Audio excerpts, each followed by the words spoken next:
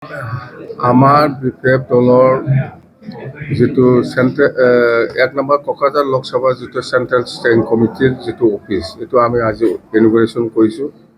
এই ইনগ্ৰেশ্যন সভাত আমাৰ আজি বহুত আসাম জাতীয় পৰিষদ দল আৰু আক্ৰাছু আৰু কংগ্ৰেছ এনেকুৱা তিনিটা দলৰ নেতা কৰ্মীসকলে আমাৰ দলত সোমাইছে। খুব ভাল লাগিছে। যেন হওক আমি আজি আমাৰ কেণ্ডিডেট কাম্পা বৰগোহাঞিক অহা 19 তাৰিখত যিটো নমিনেশ্যন দিব লাগে সেইটো দিব বুলি আমি দলত আজি সিদ্ধান্ত লৈছে। সেইখিনি কথা, বেলেগ আৰু একো নাই। মুঠতে যোৱাকালিতো আমি দৰং ওদালগুৰি লোকসভাৰ যিটো কেণ্ডিডেট সেইটো নমিনেশ্যন দিলে, খুব ভাল হৈছে, গৰ্জিয়াছলি হৈছে। আৰু আমাৰ কোকৰাঝাৰ লোকসভাৰ যিটো নমিনেশ্যন 19 তাৰিখত হ'ব, সেইটো খুব ভাল হৈ যাব গৰ্জিয়াছলি। আৰু আমি আজি নতুনকৈ বৰপেটা লোকসভাৰ আমাৰ সমেশ উদ্দিন আহমেদক আমি কেণ্ডিডেট ডিক্লেয়াৰ দিছোঁ বৰপেটা লোকসভাৰ। আৰু গুৱাহাটী লোকসভাও আমি অতি সোনকালে ডিক্লেয়াৰ দিম। সেইটো ঠিক কৰিব পৰা নাই, 6জনেই হৈছে কেণ্ডিডেট বিচৰাটো। তো 5টা লোকসভাত আমি খেলিম বুলি কৈছিল, কিন্তু আমি একটাতো ঠিক কৰিব পৰা নাই। 4টা সমষ্টিটো আমি ঠিক কৰিব পাৰিছোঁ। শোণিতপুৰ, বৰপেটা, দৰং ওদালগুৰি আৰু কোকৰাঝাৰ। গুৱাহাটীটো বাকী আছে, সেইটো ঠিক হৈ যাব। সেইখিনি কথা। আমি যোনটো সমষ্টিত খেলিলে জিকিব, এই সমষ্টিতহে আমি প্ৰাৰ্থী দিছোঁ। শোণিতপুৰো জিকিব, বৰপেটাও জিকিব, কোকৰাঝাৰো জিকিব, দৰং ওদালগুৰিও জিকিব। মুঠতে আমাৰ দলৰ পজিশ্যনটো খুব ভাল 4টা সমষ্টিত। গুৱাহাটীও বেয়া নহয়, কিন্তু কেণ্ডিডেট আমি ঠিক কৰিব পৰা নাই।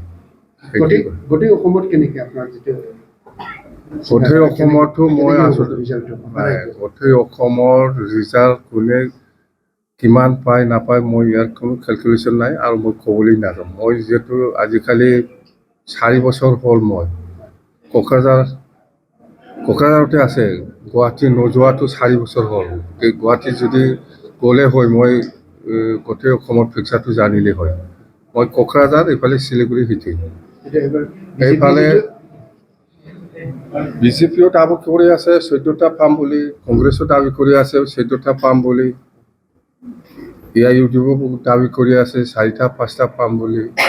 চবেতো এইটোতো যিমানটো চবে ক'ব পাৰে, কিন্তু গ্ৰাছৰুট লেভেলত কাৰ লগত কিমান বেছি, সেইটো পিছত ৰিজাল্ট দিলেহে আমি গম পাম। চবেই দাবী কৰি লয়, কংগ্ৰেছো কৈ আছে আমি বেছি পাম, বিজেপিও কয় আমি বেছি পাম। আমাৰতো বেছি কোৱাৰ কোনো প্ৰশ্ন নাহে। আমি 5টা সমষ্টিত আমি খেলিম, 5টাৰ ভিতৰত আমি মিনিমাম হ'লেও 3টাতো আমি জিকিব। মূল যুদ্ধ কংগ্ৰেছ আৰু বিজেপিৰ মাজত হ'ব বুলি ভাবে। কংগ্ৰেছ আৰু বিজেপিৰ মাজত বেছি কিবা হ'ব, সেইটো মই নাজানো। ইহঁতৰ ভিতৰত কি হৈ আছে, কাৰ লগত কিমান ওজন আছে, এইটো কংগ্ৰেছৰ লগত বেছি ওজন না বিজেপিৰ লগত বেছি ওজন আছে, সেইটো দিছপুৰহে জানিব। আমি অন্ততঃ 4 বছৰ হ'ল গুৱাহাটী নোযোৱাটো। কংগ্ৰেছৰ পোহনীয়া চলি আছে ছাৰ, চলিব। আমাৰ বিপিএফ দলৰো চলি আছে, কংগ্ৰেছৰো চলি আছে, বিজেপিৰো চলি আছে। এইটোতো পলিটিক্সত সেইটো হয়, যোনে য'ত সুবিধা পায় তাতে যায়। আপোনাৰ 3টা যদি জিকি যায়, আপোনাৰ কাক সমৰ্থন দিব কেন্দ্ৰত? কাক সমৰ্থন দিয়ে নিদিয়ে ৰিজাল্ট ওলাওক, ইয়াৰ পিছতে আমি কম। ৰিজাল্ট ওলোৱাৰ পিছত আমি কৈ দিম।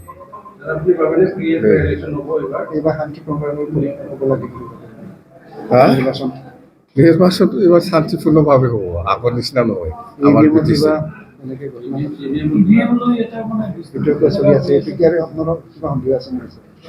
EVMৰ সম্পৰ্কে কোন চাইণ্টিষ্টে কি কয়, কোন পলিটিচিয়ানে কি কৈছে কোৱা নাই, মই একো নাজানো। মুঠতে EVMৰ কাম কৰিবই, ইয়াত আমাৰ ক'ব লগা একো নাই। EVM হিচাপে কাম কৰি আছে।